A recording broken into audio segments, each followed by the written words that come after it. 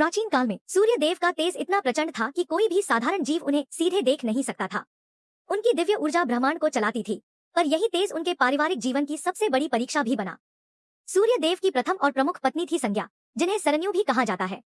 वे देवशिल्पी विश्वकर्मा की पुत्री थी। विवाह के पश्चात संज्ञा सूर्य लोक में रहने लगी, परंतु सूर्य देव का तेज इतना तीव्र था कि संज्ञा उसे सहन नहीं कर सकी। उन्होंने वर्षों तक धैर्य रखा, पर अंततः असहनीय तेज से व्याकुल होकर उन्होंने एक उपाय किया।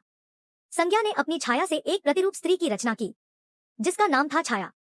उन्होंने छाया को आदेश दिया, मेरे स्थान पर सूर्य देव की सेवा करना और किसी को मेरा रहस्य न बताना। इसके बाद संज्ञा घोड़ी का रूप धारण कर वन में चली गई। संज्ञा से सूर्य देव के 3 प्रमुख संतानें हुई। वैवस्वत मनु वर्तमान मनवंतर के प्रथम मनु, यमराज मृत्यु और न्याय के देवता, यमुना पवित्र नदी और करुणा की देवी। छाया सूर्य देव के साथ रहने लगी और उनसे भी संतानें हुई। छाया के पुत्र थे शनि देव कर्मफल के देवता, सावरणी मनु भविष्य के मनवंतर के मनु। यम और शनि के बीच संघर्ष हुआ और अंततः सूर्य देव को सत्य ज्ञात हुआ। जब सूर्य देव को संज्ञा के चले जाने का कारण ज्ञात हुआ तो उन्हें गहरा पश्चाताप हुआ। वे विश्वकर्मा के पास पहुंचे।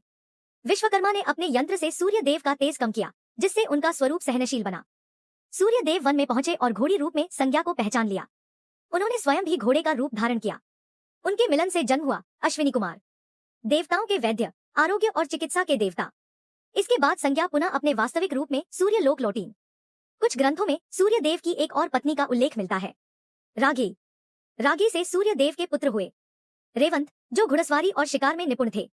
इसलिए कहते हैं, तेज भी संयम से ही सुंदर होता है। धैर्य और कर्म जीवन का आधार है।